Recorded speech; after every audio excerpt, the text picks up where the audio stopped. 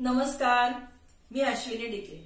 आज अश्विनी स्वादिष्ट किचन मध्ये आपण एक चमचमीत टेस्टी असा उसळीचा प्रकार कसा करायचा ते बघणार आहोत। यापूर्वी आपण अनेक प्रकारच्या उसळी भाज्या बघितल्यात, तुम्ही सगळ्यांनी त्याला छान रिस्पॉन्स दिलेला आहे।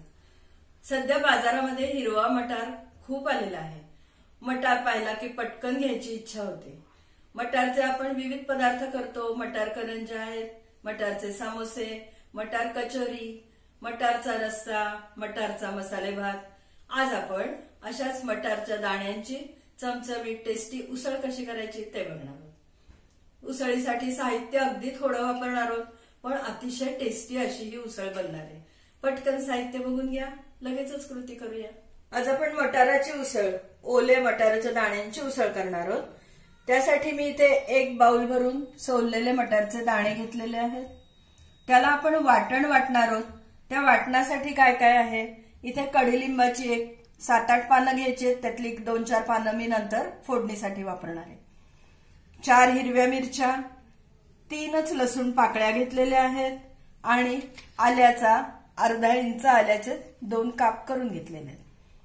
कोथिंबीर भरपूर घालायची, त्यामुळे आपल्या उसळीला हिरवा रंग खूप छान येणार आहे।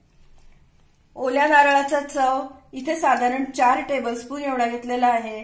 ओला नारळ जेवढा जास्त घालाल तेवढी उसळीला चव छानच येणार आहे। पहिल्यांदा आपण ओलं खोबरं, कोथिंबीर आणि हे सगळं साहित्य वाटून घेणार आहोत। अर्धा टीस्पून एवढी मी इथे साखर घेतलेली आहे। साखर ऑप्शनल आहे, नाही घातली तरी चालेल, कारण ओल्या खोबऱ्याची पण गोडी आपल्या उसळीला येणार आहे।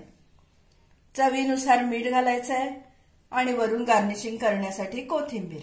2 टेबलस्पून तेलाची फोडणी आपण करणार आहोत। एवढ्या साहित्यामध्ये आपल्याला ही चमचमीत टेस्टी उसळ बनवायची। पहिल्यांदा आपण वाटण वाटून घेऊया। कडीलिंबाची पानं घालते 7-8, या 4 सुक्या मिरच्या, 3 लसूण पाकळ्या। लसूण जर तुम्ही घरी खात नसाल तर लसूण स्किप केलं तरी चालेल, अगदी 3च छोट्या पाकळ्या मी घेतलेल्या आहेत। आल्याचे 2 पीस, अर्धा इंच आल्या कट करून घेतलेले आहे। भरपूर सारी कोथिंबीर घालायची आपल्याला।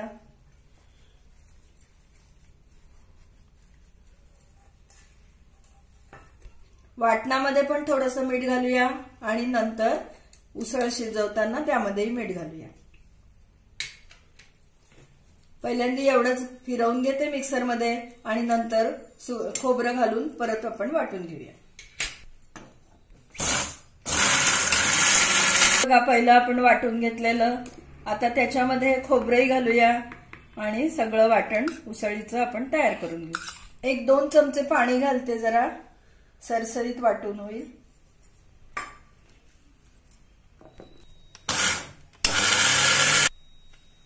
छान मस्त आपलं हिरवं वाटण वाटून झालंय बघा खोबऱ्याचं। आता आपण उसळ करायला घेऊया। 2 टेबलस्पून तेल मी गरम करायला ठेवलं होतं, तेल तापलंय। मोहरी घालूया। मोहरी तडतडली की लगेच जिरं घालणार आहे। गॅस बारीक केला आहे मी आता। जिरं चांगलं तडतडलं की कडीलिंब घालूया। हिंग घालते आहे, 2 चिमूट हिंग, पाव टीस्पून हळद,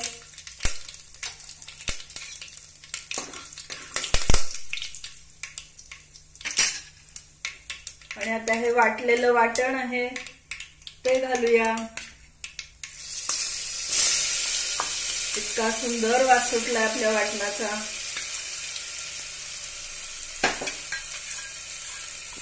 मटाराचे दाणे घालते आहे आणि आता आपल्याला पाणी घालायचंय। मिक्सरच्या भांड्यातच थोडं पाणी घालते आणि ते घालूया। रस आपल्याला कितपत हवा आहे त्या प्रमाणात पाणी घालायचं।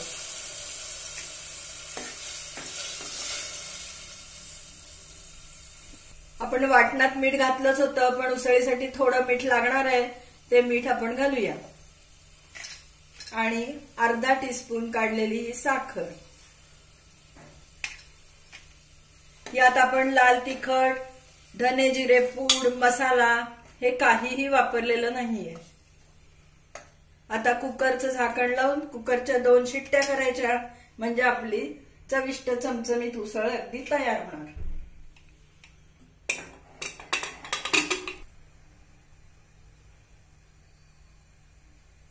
दोन शिट्ट्या झाल्यावर आपण गॅस बंद केला होता. आता प्रेशर उतरलं आहे.